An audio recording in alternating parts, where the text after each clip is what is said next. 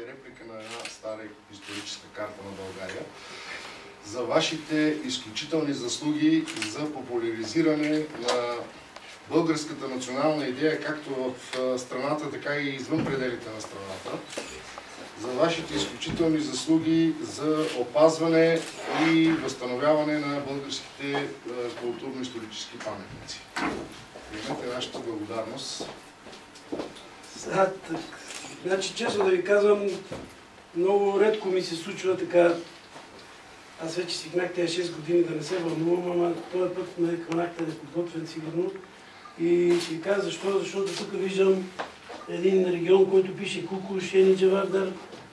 И спомням, пил съм 4-5 годинки, като дедо ми е разказвал, той е бил в четата на Остово и Лода в Кукуш, в Еничи Вардар.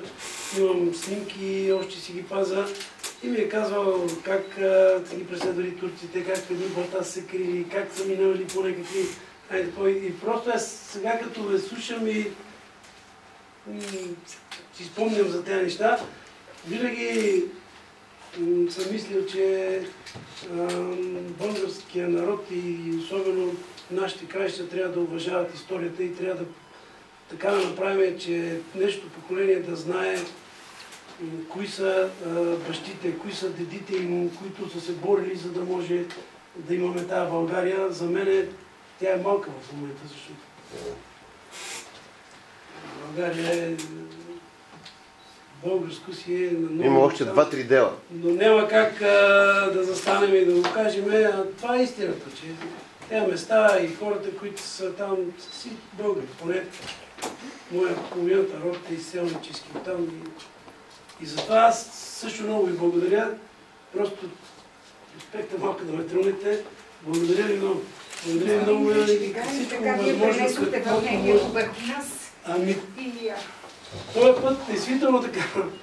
Организацията ВМРО ви дава този почетен лист. Тук много кратко, много ясно, но с едни достойни думи е записано за принос и заслуги към отечеството.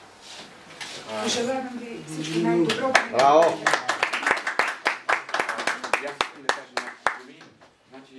Господин Качигаев не се познавах лично до този момент.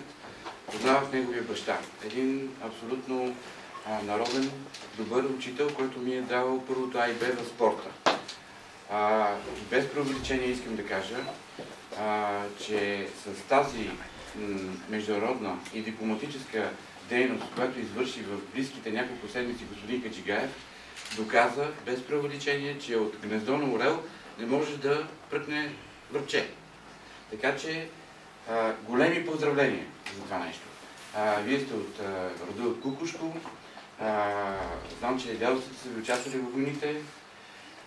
И тази карта просто си идва при добрия свой място.